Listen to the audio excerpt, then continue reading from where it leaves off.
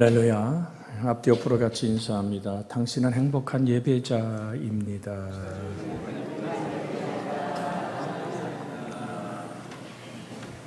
인생의 가장 아름다운 삶이 있다면 하나님을 영화롭게 예배하는 겁니다. 저 천국에 가득한 거룩하다, 거룩하다, 거룩하다 부르는 그 찬양과 경배는 우리가 장차 하늘 보좌에 이뤘을 때 함께할 영광의 찬양입니다. 이방인이 갈릴리에 가셨을 때 그때부터 드디어 하나님의 아들 우리 주 예수 그리스도께서 입을 열어 복음을 전파하시기 시작했습니다. 예수님께서 시험을 받으시고 유대를 떠나 갈릴리로 가셨다가 가버나움으로 오셨습니다. 바로 그것이 스불론과 납달리였습니다. 그것은 흑암의 백성들이 있는 곳이었고 사망의 땅과 그늘에 앉은 자들의 칠흑 같은 어둠이 있던 곳입니다. 바로 그때 그 장소에서 이방인의 갈릴리에서 주님의 공생의 사역의 첫 마디가 이 땅에 선포되어집니다.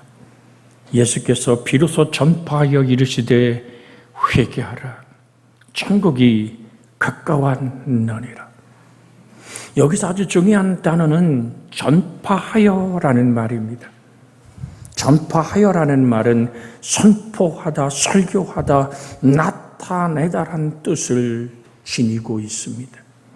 마태복음 4장 23절에 예수께서 온 갈릴리에 두루 다니사 그들의 회당에서 가르치시며 천국 복음을 전파하시며 백성 중에 모든 병과 모든 약한 것을 고치시니 라는 말씀이 있습니다.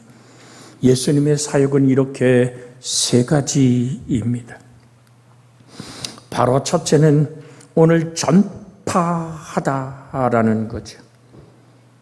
전파하는, 그리고 가르치고, 또한 병을 고치시는, 가르치고 전파하고 병을 고치시는 하나님이신 우리 주 예수 그리스도의 사역, 예수님의 사역 중에 가장 중요한 사역이 바로 복음을 선포하는 설교의 사역이었습니다. 저 또한 이 시간 설교자로 서 있습니다만은 설교란 분명한 사실을 선포하는 것입니다. 어떤 가설이나 가상의 사건들을 말하는 것은 설교가 될 수 없습니다. 예수님의 설교는 서기관과 바리새인들의 설교와 같지 않았다라고 했습니다. 거기엔 어떤 권위가 있었다고 말합니다. 왜냐하면 예수님의 설교는 하나님의 뜻을 말하고 있는 것이기 때문입니다. 하나님께 위탁받은 것을 증언하는 것이 바로 설교이죠. 그래서 예수님은 이 부분에 대해서 여러 번 말씀하셨습니다. 요한복음 3장 34절에 하나님이 보내신 이는 하나님의 말씀을 하나니 이는 하나님의 성령을 한량없이 부어주심이니라. 예수 그리스도가 이 땅에서 선포할 때 그런 말씀을 하잖아요. 하나님의 성령을 힘입어 내가 귀신을 쫓아내는 것이면 하나님의 나라가 임했다라고 말씀하고 계시죠. 성령 하나님의 이끄심 속에서 성부와 성령과 하나 된 예수 그리스도의 선포는 바로 하나님의 창조의 목소리와 같습니다. 빛이 있으라 할 때 빛이 있었던, 지금도 땅을 씨맺는 채소와 과일나무를 내라고 말할 때 바다에는 오족이 풍성한 것을 하나님 말씀으로 지으시고 명령할 때 지금도 바다의 모든 오족은 아담 이후로 인류 역사 속에 수없이 그렇게 수많은 물고기를 사람들이 잡아서 섭취해도 아직도 바다에는 수많은 어족들이 뛰어놀고 번성하는 것은 살아계신 하나님의 말씀이 성령 안에서 선포되어졌기 때문입니다. 요한복음 8장 38절에 보면 나는 내 아버지에게서 본 것을 말하고 너희는 너희 아버지에게서 들은 것을 행하느니라고 말할 뿐 아니라 요한복음 12장 49절에 내가 내 자의로 말하는 것이 아니요 나를 보내신 아버지께서 내가 말할 것과 이룰 것을 친히 명령하여 주셨다라고 주님은 말씀하고 계십니다. 이것이 예수님이 외쳤던 설교의 중심이었습니다. 그러면서 우리에게 이런 부탁을 합니다. 마태복음 28장 18절에서 19절에 예수께서 나와 말씀하여 이르시되 하늘과 땅의 모든 권세를 내게 주셨으니 그러므로 너희는 가서 모든 민족을 제자를 삼아 아버지와 아들과 성령의 이름으로 세례를 베풀고 내가 너희에게 분부한 모든 것을 지키게 하라. 가르쳐 지키게 하라. 볼지어다 내가 세상 끝날까지 너희와 항상 함께 있으리라 하시니라고 마태복음 28장 20절에 우리를 향하여 말씀하고 계십니다. 사랑하는 여러분, 고린도전서 1장 23절에는 이 복음의 선포 속에 이런 얘기를 합니다. 우리는 그 십자가에 못 박히신 그리스도를 전하니 유대인에게는 꺼리는 것이요 이방인에게는 미련한 것이로다 라고 말합니다. 십자가에 못 박히신 예수 그리스도, 그 은혜가 여러분과 저를 붙들 수 있는 축복의 사건이 되어지기를 원한다면 받으시고 은혜 나누시는 은혜가 있기를 원합니다. 에어컨보다는 선풍기를 다 설치해 놨습니다. 스위치를 꽂고 잡아다니면 바람이 불며 여러분의 더위를 식혀줄 겁니다. 아직은 에어컨을 켜기에는 이르다고 판단했기 때문에 오늘 선풍기를 달았겠지요. 근데 내가 더워도 선풍기 스위치 끊고 나에게 바람을 돌리지 않으면 아무런 혜택이 없습니다. 이 말씀을 드린 이유가 뭔지 아십니까? 살아계신 성령 하나님을 향해서 환영합니다. 모셔드립니다. 의지합니다. 나를 주관하고 이끌어 주시옵소서라고. 여러분이 마음을 열어야 됩니다. 그 성령의 인도하심과 하나님의 말씀을 듣겠다는 착하고 좋은 마음의 마음밭이 준비되어야지만 하나님의 말씀이 나에게 사건이 되고 능력이 되지 않습니까? 지금 우리 교우들이 함께 앉아 있습니다마는 마스크를 하신 분도 있고 안 하신 분도 있습니다. 나라에서는 마스크를 해제하라고 얘기했죠. 실내에서 그건 여러분의 자유입니다.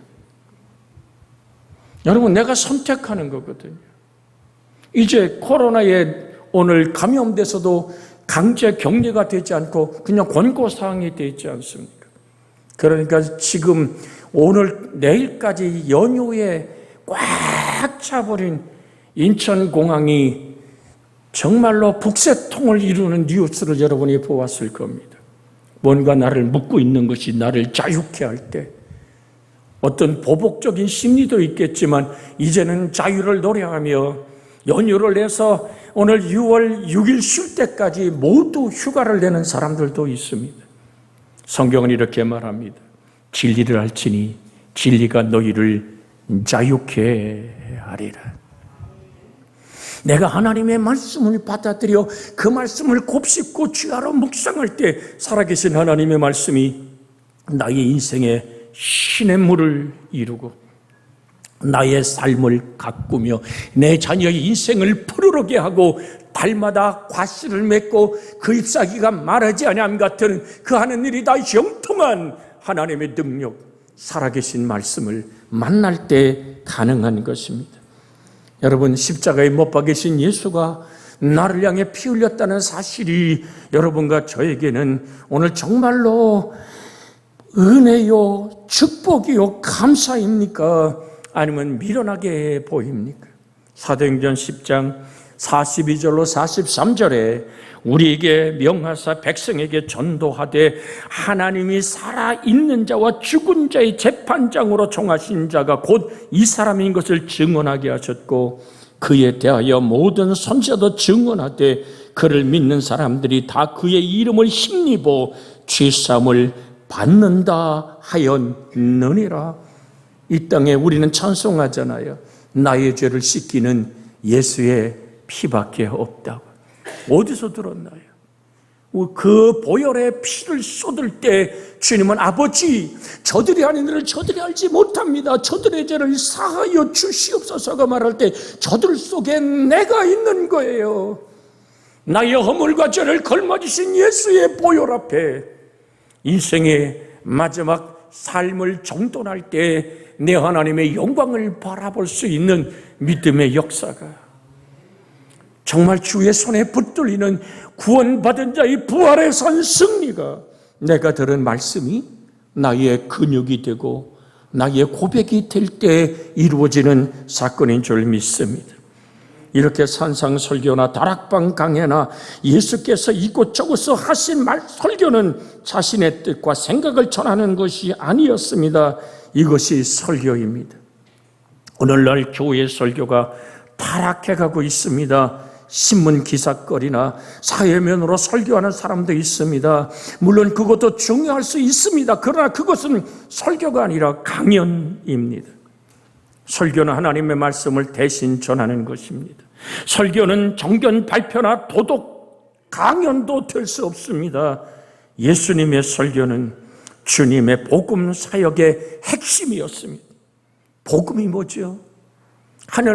하나님 아버지가 시작한 이 복음은 예수 그리스도로 완성되었고 성령은 끝없이 예수 그리스도 안에서 주어진 복음, 복된 소식은 예수 그리스도만이 구원이고 진리고 생명이며 천하인간의 구원받을 다른 이름이 없는 예수 그리스도만이 유일한 구원자라고, 세상 사람이 다 욕하고 독선적이라고 말할지 몰라도 그것이 사실이기에 다른 피로서, 제물로, 예배로, 때로는 고행으로 죄가 씻어지는 것이 아니라 죄의 값은 사망이기에 죄 없으신 어린 양 예수 그리스도가 죄와 허물이 되어 여러분과 저의 악과 허물과 저주를 속량하신 그 사랑을 내가 받아들일 때 성령은 끝없이, 그 성령의 사역은 예수 그리스도를 증언하며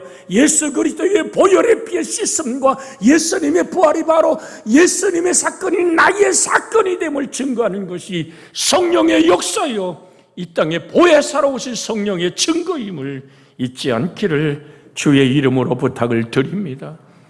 내가 성령 받았다고요. 예수님만이 나의 구원자라고 감격하는 눈물과 예수님의 부활의 산소망이 나의 소망됨을 노래하는 은혜의 사람들. 올해 5월 19일 날 팀 켈러라는 하나님의 종이 72세의 세상을 떠났죠.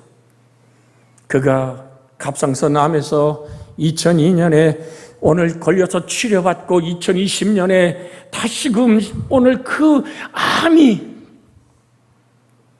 신장 속에, 취장 속에 깃들어 5년 진단을 받았을 때 그의 노래는 하나님을 찬양함이었고 그의 감사는 아침마다 나를 새롭게 하신 하나님께 영광을 돌리며 말합니다.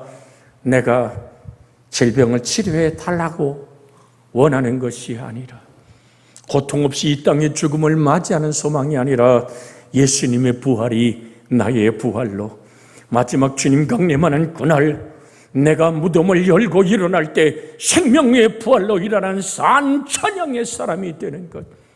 그래서 그는 부부가 고백하지 않습니까? 나는 내 몸에 깃들인 이 모든 쥐장암으로 여러 가지 이 암이 번져 온몸에 이제 암투성이가 됐지만 그 삶을 감사하는 것은 암 이전에 나의 신앙, 기도의 생활로 돌아가고 싶지 않습니다. 행복한 이 땅을 이별하는 그 새 아침을 맞기 원했던 그의 찬양과 고백처럼 이것이 복음이 역사하는 거요, 예수 그리스도의 능력이 그를 붙드는 사건인 줄로 믿습니다. 하나님 말씀으로서의 설교가 죽으면 교회는 죽습니다. 교회의 심장은 예배이고 예배의 심장은 설교입니다. 그래서 누가복음 4장 18절에 주의 성령이 내게 임하셨으니 이는 가난한 자에게 복음을 전하게 하시려고 내게 기름을 부으시고 나를 보내사 포로된 자에게 자유를, 눈먼 자에게 다시 보게 함을 전파하며 눌린 자를 자유롭게 하고라고 선포하시던 그리스도 예수의 주의 성령이 내게 임하셨기에 나는 선포자로 나간다라고 주님은 오늘도 우리에게 말씀해 주고 있습니다.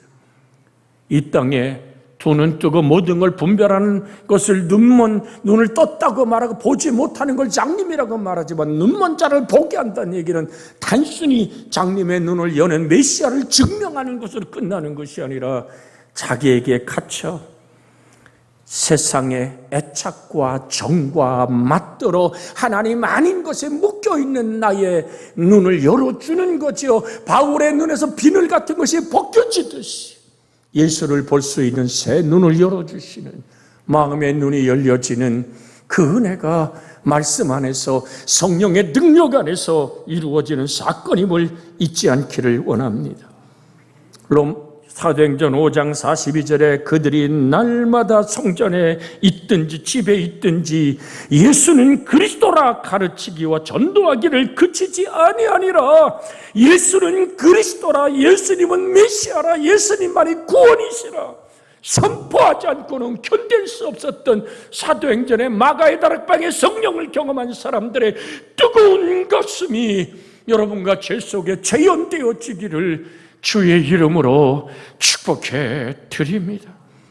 오늘날 교회마다 설교가 회복되어야 합니다. 강단마다 이 하나님의 말씀의 권위가 회복되어야 합니다.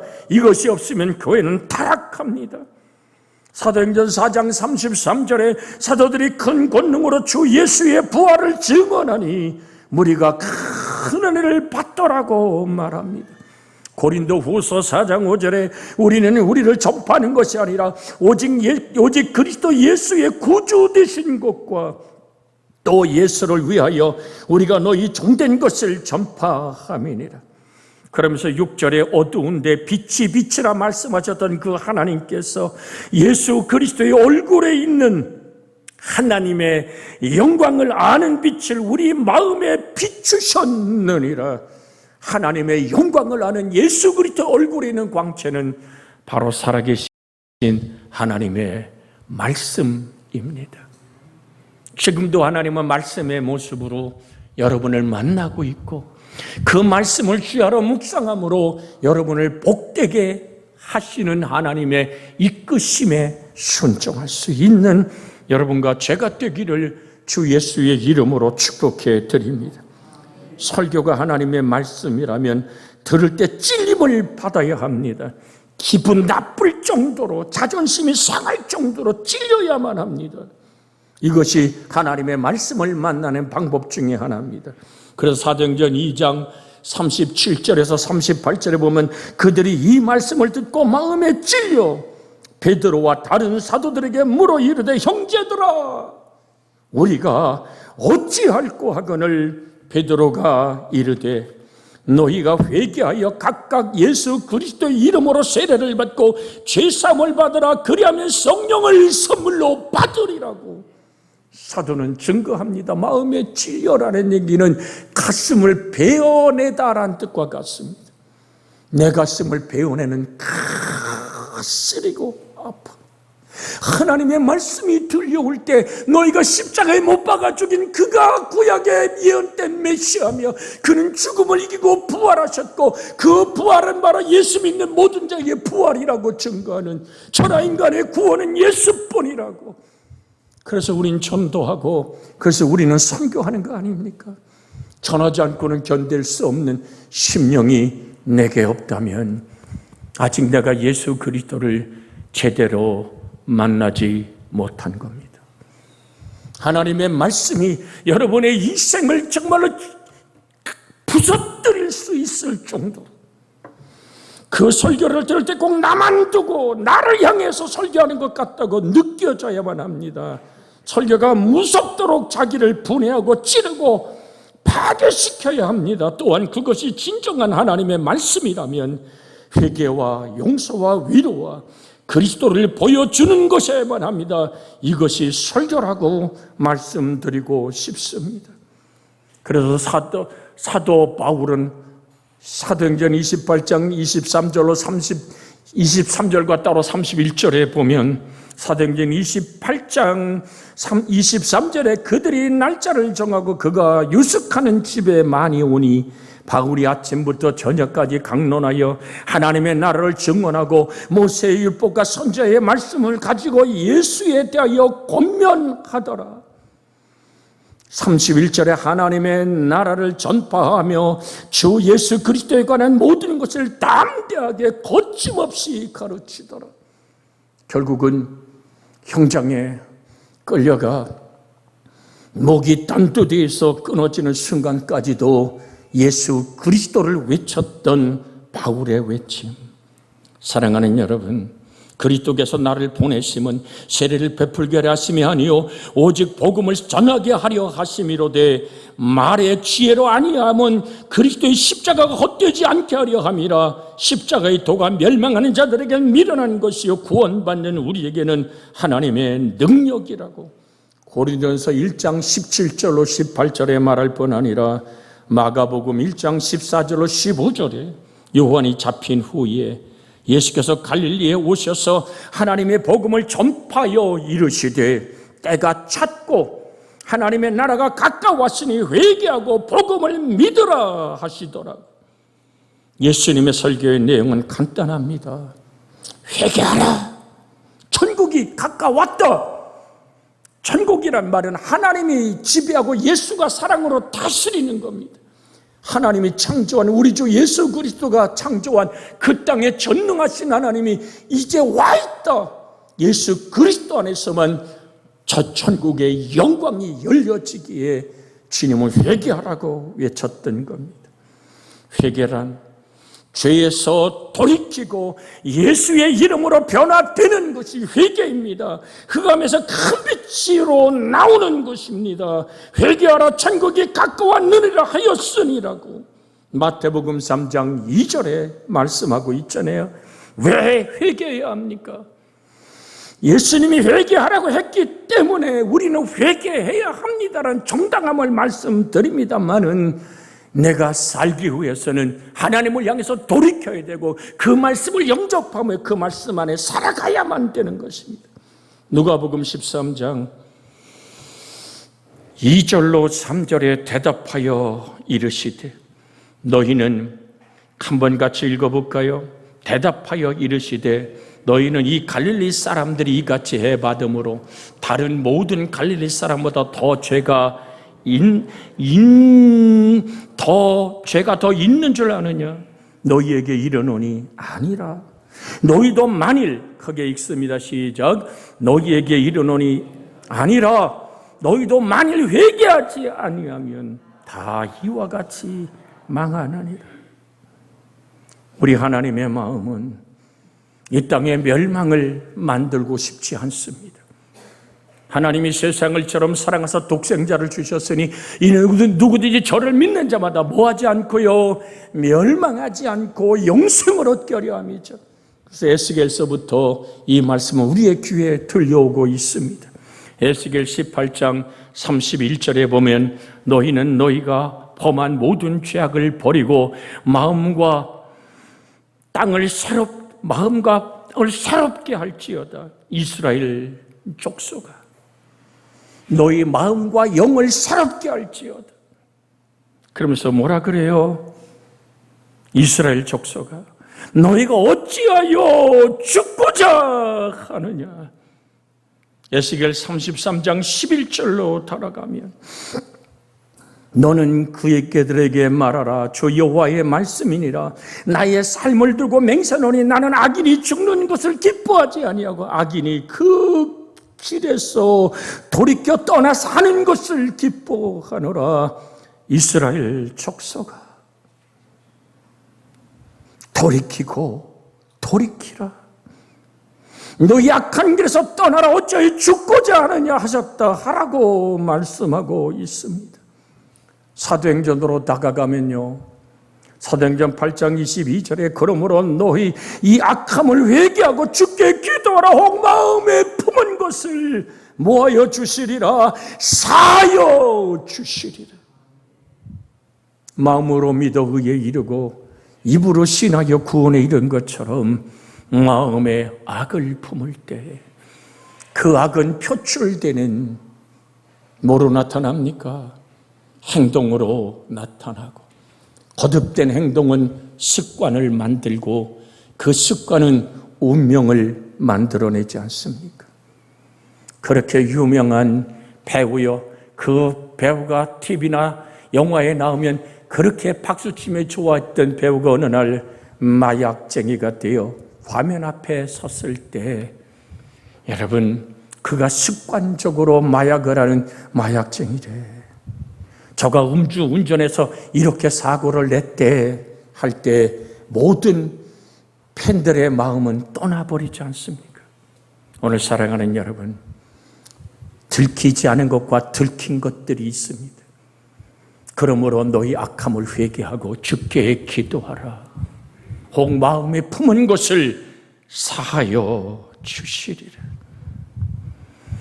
여러분, 하고 싶지 않아도 해야 되는 것이 주의 명령이기 때문에 회개인 줄 압니다. 회개란 생각의 변화요, 생각 또한 오늘 성격의 변화요, 의견의 변화입니다. 방법의 변화입니다. 눈물을 흘리면 누가 인정하든 안 하든 내 양심에서 성령님의 이끄심 앞에서 하나님 앞에 뜨겁게 십자가의 보혈의 피를 바라보고 내가 범죄하였나이다. 저 세리처럼 하늘을 우러러보지도 못하고 그렇게 속죄의 눈물을 흘렸던 세리의 기도를 주님은 받으셨고 응답되었다고 말씀하는 것처럼 누구 사람 앞에 하라는 얘기가 아니잖아요. 우리 주 예수 그리스도 앞에 조용히 무릎을 꿇고 하나님, 나를 아는 은혜를 주시옵소서. 오늘 주님이 가라사대 하나님이 말씀하시기를 왜 안 하셨기에 내가 하나님 살아나고 생명을 얻기 원해서 하나님을 향해 돌아섭니다. 사랑하는 여러분, 회개하는 것이 진정한 축복입니다. 물질적인 축복이나 병 고침을 받는 것도 중요하지만 더 중요한 축복은 회개입니다. 회개하는 자에게 성령의 세례가 베풀어지고 회개하는 자에게 진리가 임하여 자유함을 선포하고 있기 때문입니다. 여호와는 마음이 상한 자를 가까이 하시고 중심으로 통회하는 자를 구원하시는도다.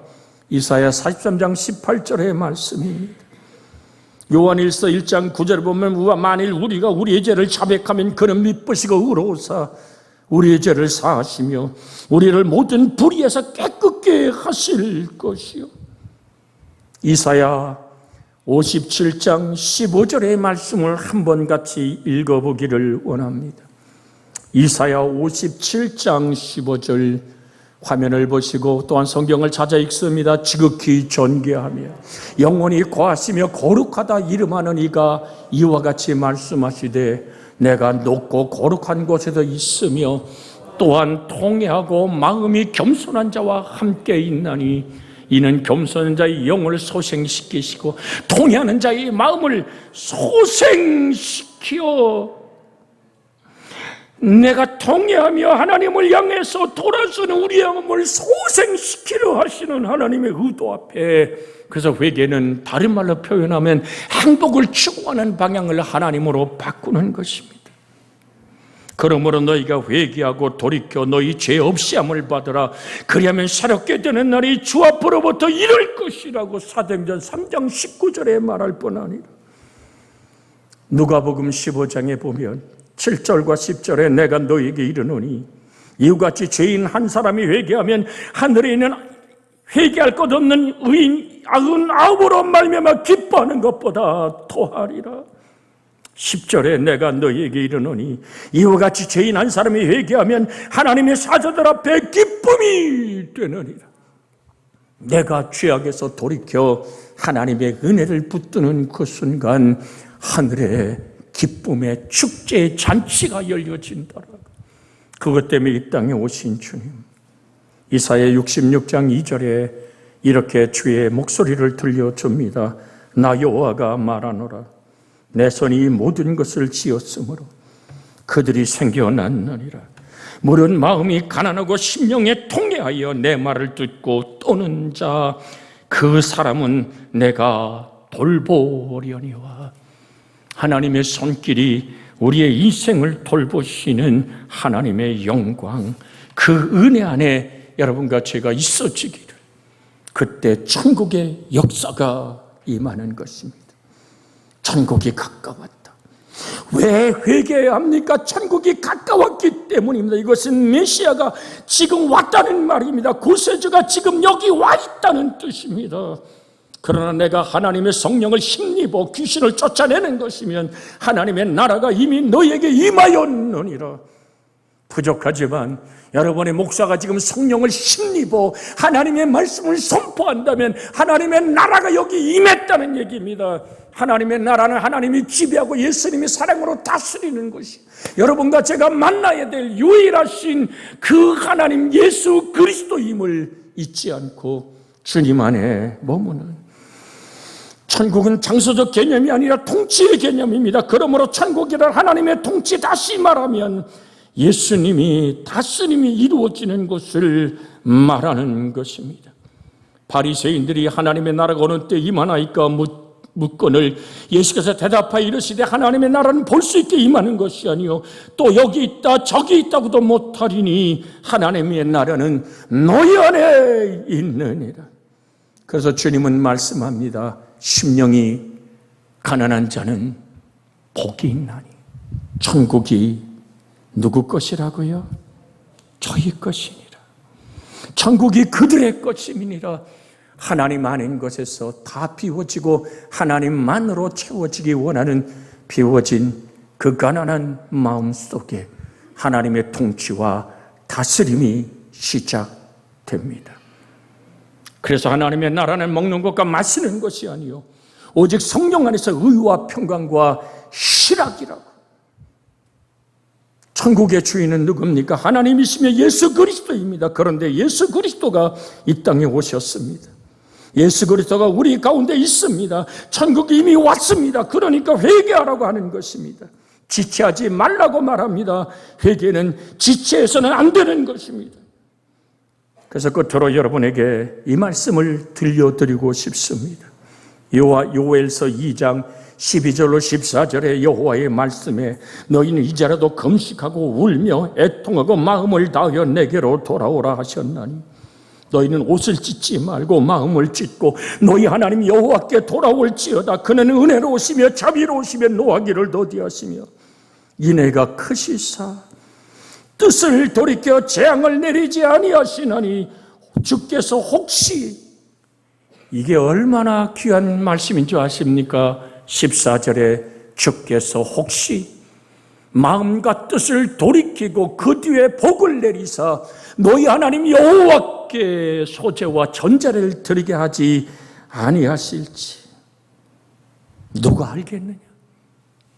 하늘 아버지 앞에 예배를 단절해 보이고 그 예배를 받지 않았던 하나님이 마음을 찢고 하나님께 돌아오는 영혼들에게 복을 내리심이 예배할 수 있는 은혜를 열어주심입니다. 여러분이 와서 예배 드리는 배경 안에 하나님의 복이 흐르고 있다는 사실을 잊지 마십시오. 여러분, 내가 예배를 거부하는 것 같죠? 아니요. 하나님의 축복의 손이 나를 지금도 다스리지 않는다는 증거 하나가 예배하지 못하는 입술이고 찬양입니다. 예배의 회복, 그것은 천국의 역사예요. 이 시간 우리의 영안이 열려져 예수님이 지금 우리와 함께 계시는 것을 볼 수 있기를 바랄 뿐입니다. 사람만 모아서 무엇하겠습니까? 목사만 모아서 무엇하겠습니까? 예수님을 보셔야 합니다. 주님 앞에 무릎을 꿇으십시오. 회개하십시오. 예수님을 영접하십시오. 겸손해지십시오. 수고하고 무거운 짐을 다 주님 앞에 내려놓으십시오. 그래서 치료받고 새 사람이 되기를 바랍니다. 변하지 않고서는 새 사람이 되지 않습니다.